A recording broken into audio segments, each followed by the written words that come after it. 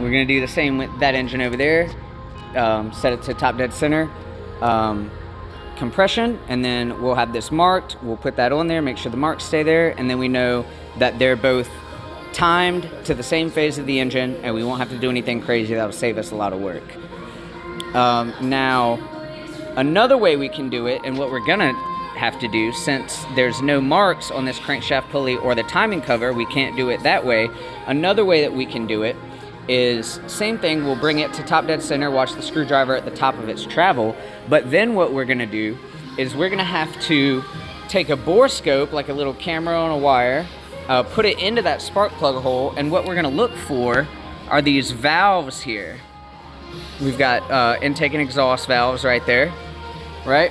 And so this would be the exhaust valve for cylinder number 1, and then we've got the intake valves over here, and we've got 2 intake valves per cylinder, 1 exhaust valve. It's a 3-valve, kind of like my old Mustang.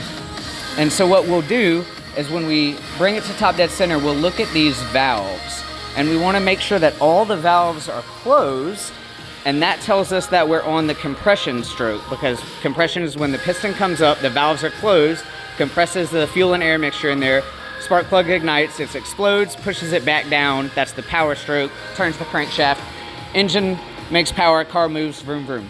So if the other matching, the 180 matching phase would be exhaust, and that's where the exhaust valve would be open. That's when the piston's coming back up and it's pushing all those gases from the combustion process, and it's pushing them through your exhaust out of your vehicle. So if we see that the exhaust valve is open, we know that we're 180 off, we know that we're on the exhaust phase. So that's how we'll phase it.